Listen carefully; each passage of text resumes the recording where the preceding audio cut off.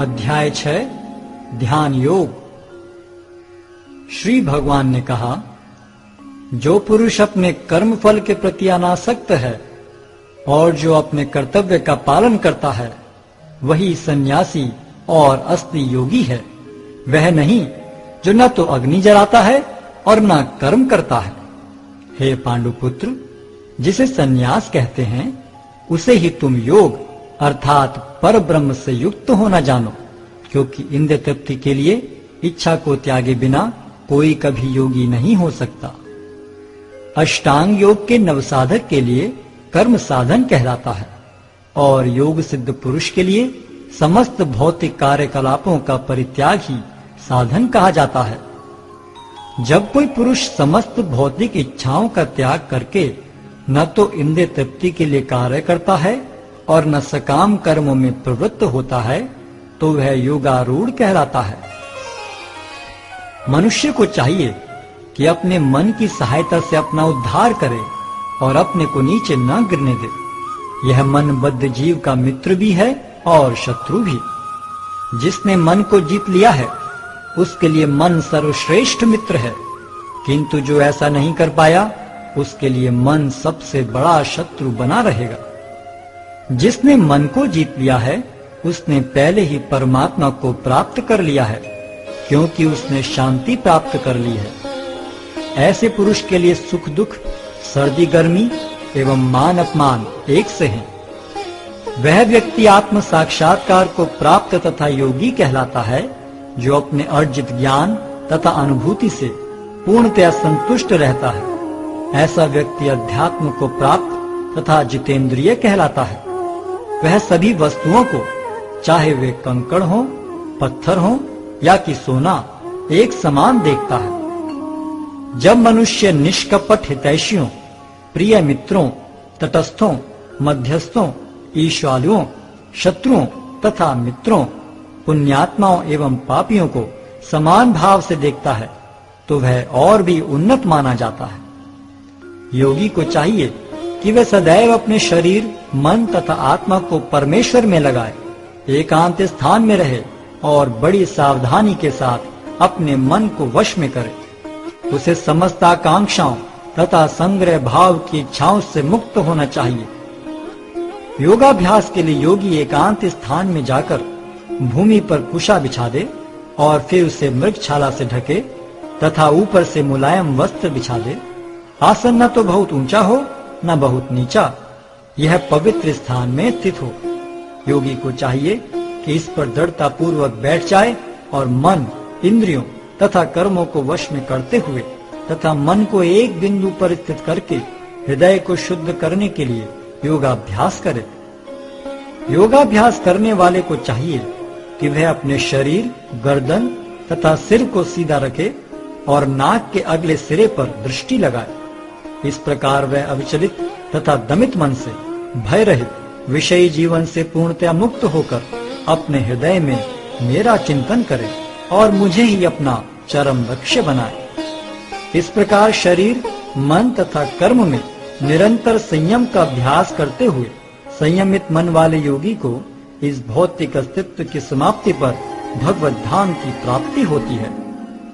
हे अर्जुन, जो अधिक खाता है या बहुत कम खाता है, जो अधिक सोता है अथवा जो पर्याप्त नहीं सोता, उसके योगी बनने की कोई संभावना नहीं है।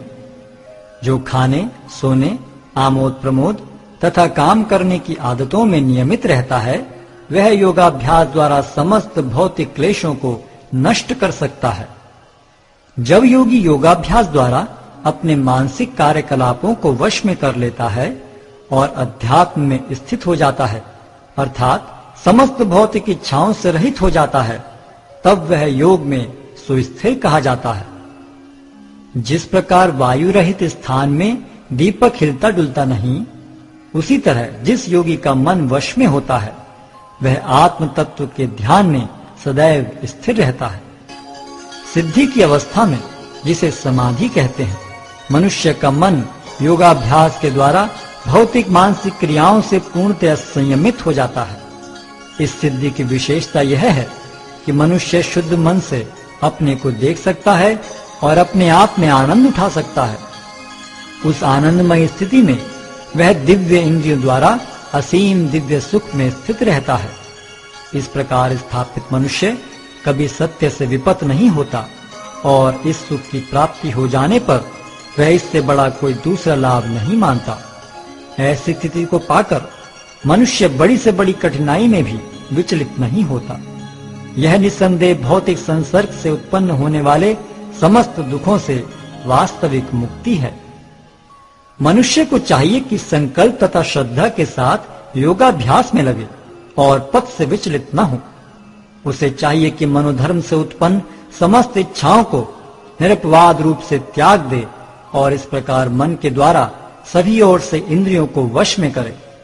धीरे धीरे क्रमशः पूर्ण विश्वास पूर्वक बुद्धि के द्वारा समाधि में स्थित होना चाहिए और इस प्रकार मन को आत्मा में ही स्थित करना चाहिए और अन्य कुछ भी नहीं सोचना चाहिए।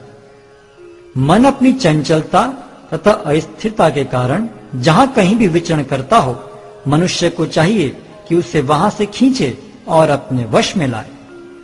जिस योगी का मन मुझ में स्थिर रहता है वह निश्चय ही दिव्य सुख की सर्वोच्च सिद्धि प्राप्त करता है। वह रजोगुण से परे हो जाता है। वह परमात्मा के साथ अपनी गुणात्मक एकता को समझता है और इस प्रकार अपने समस्त विगत कर्मों के फल से निवृत्त हो जाता है। इस प्रकार योगाभ्यास में निरंतर लगा रहकर आत्म संयमी योगी समस्त भौतिक कलमश से मुक्त हो जाता है और भगवान की दिव्य प्रेम भक्ति में परम सुख प्राप्त करता है। वास्तविक योगी समस्त जीवों में मुझको और मुझ में समस्त जीवों को देखता है। निस्संदेह स्वरूप सिद्ध व्यक्ति मुझ परमेश्वर को सर्वत्र देखता है। जो मुझे सर्वत्र देखता है और सब कुछ मुझ में देखता है, उसके लिए न तो मैं कभी अदृश्य होता हूं और न वह मेरे लिए दृश्य होता है। जो योगी मुझे तथा परमात्मा को अभिन्न जानते हुए परमात्मा की भक्ति पूर्वक सेवा करता है, वह हर प्रकार से मुझ में सदैव स्थित रहता है।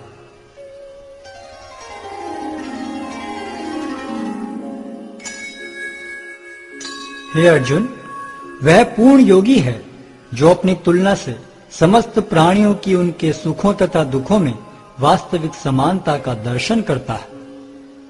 अर्जुन ने कहा, हे मधुसूदन, आपने जिस योग पद्धति का संक्षेप में वर्णन किया है वह मेरे लिए अव्यवहारिक तथा असहनीय है, क्योंकि मन चंचल तथा अस्थिर है। हे कृष्ण, क्योंकि मन चंचल, उच्छृंखल, हठीला तथा अत्यंत बलवान है, अतः मुझे इसे वश में करना वायु को वश में करने से भी अधिक कठिन लगता है। भगवान श्री कृष्ण ने कहा, हे महाबाहु कुंती पुत्र, निस्संदेह चंचल मन को वश में करना अत्यंत कठिन है, किंतु उपयुक्त अभ्यास द्वारा तथा विरक्ति द्वारा ऐसा संभव है। जिसका मन उच्छृंखल है उसके लिए आत्म साक्षात्कार कठिन कार्य होता है, किंतु जिसका मन संयमित है और जो समुचित उपाय करता है उसकी सफलता ध्रुव है, ऐसा मेरा मत है। अर्जुन ने कहा, हे कृष्ण, उस असफल योगी की गति क्या है जो प्रारंभ में श्रद्धा पूर्वक आत्म साक्षात्कार की विधि ग्रहण करता है, किंतु बाद में भौतिकता के कारण उससे विचलित हो जाता है और योग सिद्धि को प्राप्त नहीं कर पाता। हे महाबाहु कृष्ण, क्या ब्रह्म प्राप्ति के मार्ग से भ्रष्ट ऐसा व्यक्ति आध्यात्मिक तथा भौतिक दोनों ही सफलताओं से च्युत नहीं होता और छिन्न भिन्न बादल की भांति विनष्ट नहीं हो जाता, जिसके फलस्वरूप उसके लिए किसी लोक में कोई स्थान नहीं रहता? हे कृष्ण, यही मेरा संदेह है और मैं आपसे इसे पूर्णतया दूर करने की प्रार्थना कर रहा हूँ। आपके अतिरिक्त अन्य कोई ऐसा नहीं है जो इस संदेह को नष्ट कर सके। भगवान ने कहा, हे प्रथापुत्र, कल्याण कार्यों में निरत योगी का न तो इस लोक में और न परलोक में ही विनाश होता है। हे मित्र, भलाई करने वाला कभी बुराई से पराजित नहीं होता। असफल योगी पवित्र आत्माओं के लोकों में अनेकानेक वर्षों तक भोग करने के बाद या तो सदाचारी पुरुषों के परिवार में या कि धनवानों के कुल में जन्म लेता है। अथवा वह ऐसे योगियों के कुल में जन्म लेता है जो अति बुद्धिमान है। निश्चय ही इस संसार में ऐसा जन्म दुर्लभ है। हे कुरुनंदन, ऐसा जन्म पाकर वह अपने पूर्व जन्म की दैविक चेतना को पुनः प्राप्त करता है और पूर्ण सफलता प्राप्त करने के उद्देश्य से वह आगे उन्नति करने का प्रयास करता है। अपने पूर्व जन्म की दैवी चेतना से वह न चाहते हुए भी स्वतः योग के नियमों की ओर आकर्षित होता है। ऐसा जिज्ञासु योगी शास्त्रों के अनुष्ठानों से परे स्थित होता है और जब योगी समस्त कलमश से शुद्ध होकर सच्ची निष्ठा से आगे प्रगति करने का प्रयास करता है तो अंततो गत्वा अनेकानेक जन्मों के अभ्यास के पश्चात सिद्धि लाभ करके वह परम गंतव्य को प्राप्त करता है। योगी पुरुष तपस्वी से, ज्ञानी से तथा सकाम कर्मी से बढ़कर होता है। अतः हे अर्जुन, तुम सभी प्रकार से योगी बनो और समस्त योगियों में से जो योगी अत्यंत श्रद्धा पूर्वक मेरे परायण है, अपने अंतःकरण में मेरे विषय में सोचता है और मेरी दिव्य प्रेम भक्ति करता है, वह योग में मुझसे परम अंतरंग रूप से युक्त रहता है और सबों में सर्वोच्च है। यही मेरा मत है।